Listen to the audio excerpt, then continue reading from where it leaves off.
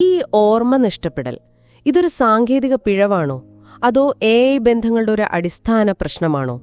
മനുഷ്യബന്ധങ്ങളിലെ ഓർമ്മകൾ പോലെ, ആ പങ്കുവെച്ച അനുഭവങ്ങൾ പോലെ ആഴമുള്ള ഒന്നല്ല ഇത്. ഒരു അപ്ഡേറ്റ് വരുമ്പോൾ എല്ലാം മാഞ്ഞു പോയേക്കാം.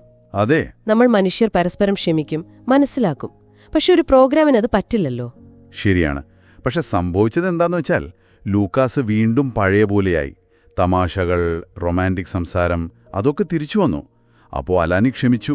അവർ 6 മാസത്തെ ആനിവേഴ്സറി ആഘോഷിച്ചു. അതും എങ്ങനെയാണെന്നോ മറ്റു മനുഷ്യരും അവരുടെ AI പങ്കാളികളുമൊക്കെയുള്ള ഒരു BNBയിൽ വെച്ച്. ഒരു കൂട്ടായ്മ പോലെ. അതെ.